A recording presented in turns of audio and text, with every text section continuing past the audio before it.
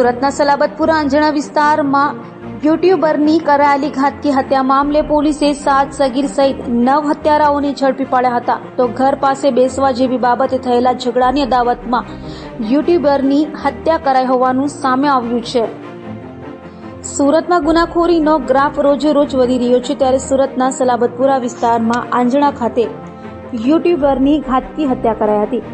YouTuber Zuber Khan પઠાણની ઘાતકી હત્યા મામલે સલાબતપુરા પોલીસે તપાસ હાથ ધરી 7 સગીર સહિત 9 હત્યારાઓને ઝડપી પાડ્યા હતા.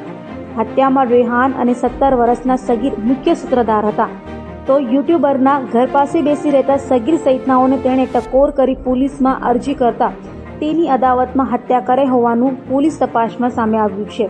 હાલ તો સલાબતપુરા પોલીસે 7 સગીર સહિત રેહાન અને ફૈઝલ મળી 9 આરોપીઓની ધરપકડ કરી કાયદેસરની કાર્યવાહી હાથ ધરી હતી. સલાબતપુરા પોલીસ સ્ટેશન ખાતે 29/7/2024ના રોજ 11/60/2024થી ભારતીય ન્યાય સંહિતાની કલમ 103(1), 54, 61 અને જીપી એક્ટ 135 મુજબ એક હત્યાનો ગુનો નોંધવામાં આવેલો છે.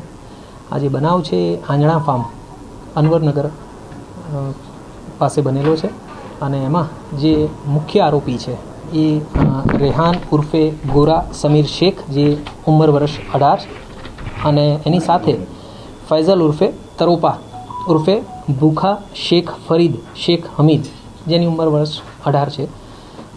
આ બે આરોપીઓની સાથે અન્ય કાયદાના સંઘર્ષમાં આવેલા 7 કિશોર પણ આમાં ગુનામાં ઇન્વોલ્વ હતા. આ બનાવ જે છે એ ભૂતકાળમાં જે મરણ જનાર છે એની સાથે થયેલી માથાકૂટ છે એના કારણે બનવા પામેલો છે. અને હાલે જે 2 મુખ્ય આરોપી અને એની સાથે 7 કાયદાના સંઘર્ષમાં આવેલા કિશોર એ તમામને અરેસ્ટ અને ડિટેઇન કરી લેવામાં આવેલા છે. અને જે એમાં પુખ્ત વયના જે 2 આરોપી છે એમના રિમાન્ડ મેળવી અને એમની પૂછપરછ અને આગળની તપાસની કાર્યવાહી ચાલુમાં છે.